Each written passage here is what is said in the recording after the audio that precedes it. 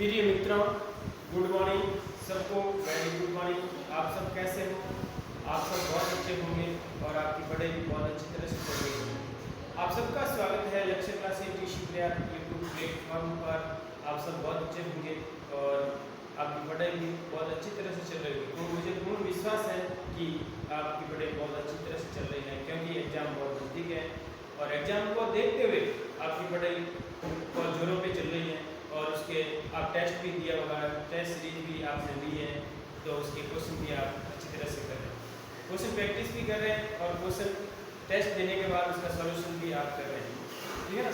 तो आगे वाला क्वेश्चन क्या कह रहा है, इसकी अपन 3 क्लासें साझा जो गणित का अध्याय है साझा पार्टनरशिप वाला, इसमें अपन 3 क्लासें कंप्लीट कर चुके हैं और उसके इम्पोर्टेंट क्वेश्चन भी अपन देख चुके हैं और जिसमें काफ़ी क्वेश्चन इंपॉर्टेंट और प्रीवियस के क्वेश्चन भी अपन हल कर चुके हैं। और आज क्लास 4 है जिसमें अलग टाइप के क्वेश्चन भी इसमें आ रहे हैं, वो अपन क्या करें। सुरेश और महेश ने क्रमशः 1,15,000 और 1,25,000 निवेश करके व्यापार आरंभ किया और व्यापार में 18,000 रुपये के कुल लाभ में से महेश का भाग ज्ञात करो।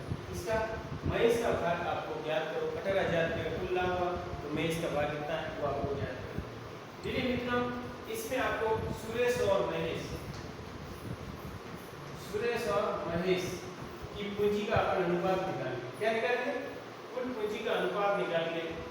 सुरेश की पूंजी है 1,15,000 और महेश की पूंजी है 1,85,000। तो इसमें 3 0 से 3 0 कैंसिल हो रहा है और दोनों की पूंजी का अनुपात निकालते हैं तो यह 115 आ रहा है, यह 185 आ रहा है। तो 5 से कट रहा है, 5 2 10 और 5 3 15 और 5 3 15 और 7 9 23। अब 23 और रेशियो ये आ रहा है। टोटल योग इसमें आपके टोटल योग आ रहा है आपको। यदि अपन को महेश का भाग निकालना है, महेश का अंश, तो क्या कैसे करेंगे? तो महेश का अंश निकालने के लिए महेश का 37 है और टोटल आपको 23 प्लस 37 हो जाएगा और इनको 18,000 इनको क्या हो जाएगा? 18,000 आ जाएगा। तो महेश का अंश हमको प्राप्त हो जाएगा, महेश का अंश प्राप्त हो जाएगा। देखिए मित्रों, ये 5 से कटा तो देखो इसमें 3 0 से 3 0 बढ़ गया और फिर 5 से 115 बचा, ये 185 बचा। तो 5 का 5 2 10 और 5 3 15 23 आ गए और इधर 5 3 15 3 बजे 37 आ गए। कितना गए? 37। और इसी प्रकार महेश का अंश निकालना है तो अपन कैसे निकालेंगे? महेश का अंश 37 है, 37 बटा 23 प्लस 37 इनटू 18,000। तो इसमें महेश का अंश को प्राप्त हो जाएगा।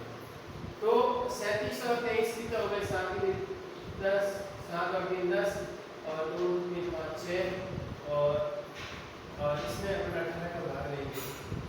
18,000 था, 0 से 0 बन गया, 6 3 18 300, 300 से गुणा करेंगे 37 के 111 37 के कितना होता है? 7 के 21 9 2 11। तो 11,000 जो 100 रुपया है वो आपके किसका भाग आएगा? महेश का भाग प्राप्त।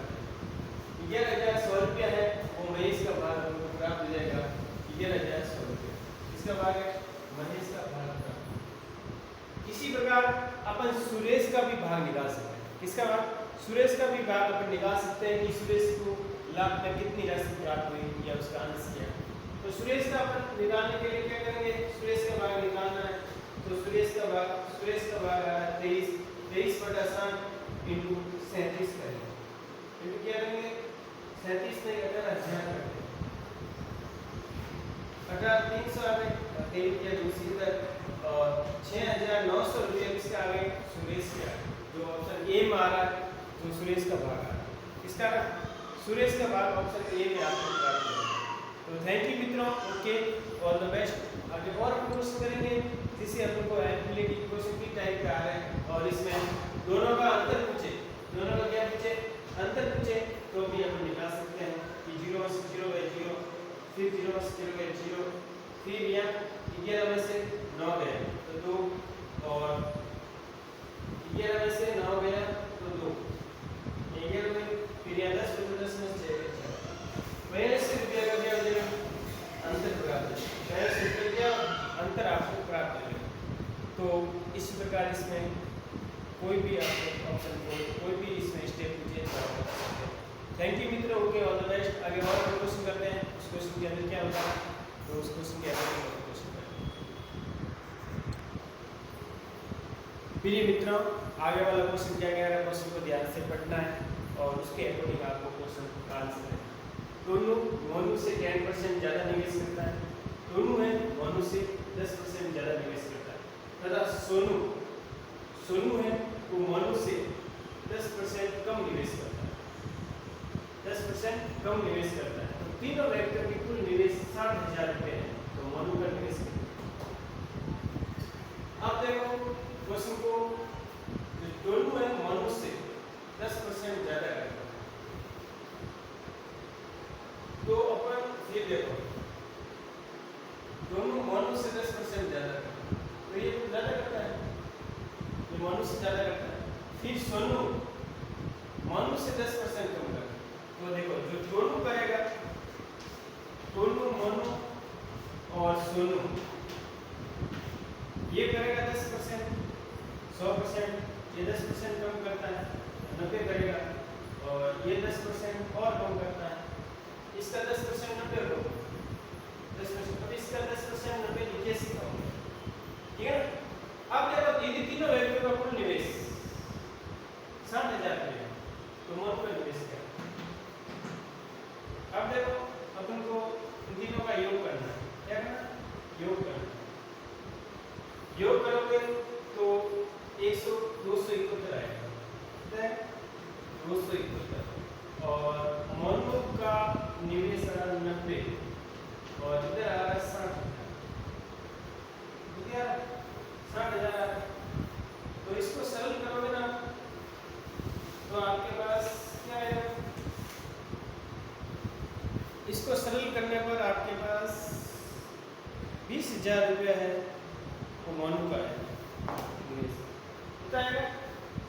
20,000 रुपये तो मोनू का निवेश आएगा। कितना आएगा? 20,000, क्योंकि मोनू का आरंभ पे ये 271,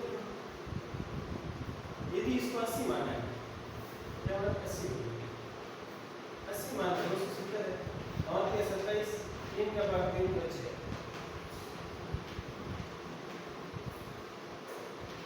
20,000 रुपये है। तो इसमें ध्यान रखना, ये 100% होगा, इसका 10%, ये सब का टोटल का इनका 10% है, ठीक है। ये 80% होगा, ये 90, ये 100। तो इसमें मोनू का भाग आ जाएगा, जो मोनू का भाग होगा 90/270 और इंटू 60,000 इंटू 60,000। तो देखो 1 + 1 = 9, 27, 3 × 6, 20,000 रुपये जो होगा वो मोनू का होगा। कितना होगा? 20,000 रुपये होगा, वो मोनू का होगा। तो ऑप्शन कौन सा? 20,000, ऑप्शन नंबर बी, मोनू का 20,000। टोनू का क्या होगा?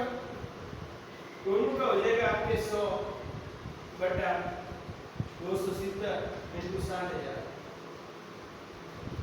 तो जो 0 से 0 है, ठीक है। तो इसमें काट सकते हैं आप, किससे काटोगे? 27 से है, 3 × 6 = 3 × 27, यानी कि 20,000 आ गए। 2 लाख के अंदर 9 का भाग देंगे, 9 × 2 = 18, फिर 9 × 2 = 18, 22,000 रुपये समथिंग आएंगे। कितना है? 22,000। और सोनू का भाग देते अपन, सोनू का भाग देते, तो सोनू का 80/270 इंटू 20,000, 60,000।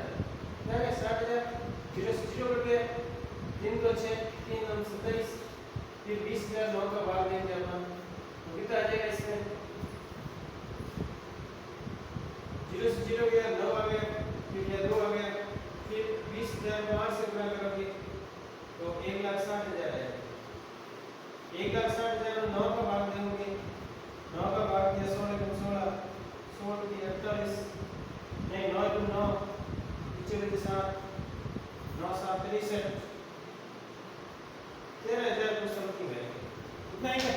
13,000 रुपया कुछ समथिंग इसमें बनेंगे। तो आपको मोनू का भाग याद करना था, तो मोनू का भाग आपको 20,000 रुपये। तो प्रिय मित्रों, तो इसी प्रकार ऐसे क्वेश्चन अपन को देखने को मिल रहे हैं, और ऐसे क्वेश्चन कैसे सॉल्व करने हैं वो आप सबको पता होना चाहिए। थोड़ा आपको कैलकुलेशन अच्छी करनी है, कैलकुलेशन अच्छी होगी तो आप क्वेश्चन अच्छी तरह से कर पाओगे। थैंक यू मित्रों, ओके, ऑल द बेस्ट। आगे और क्वेश्चन करेंगे जिससे आपको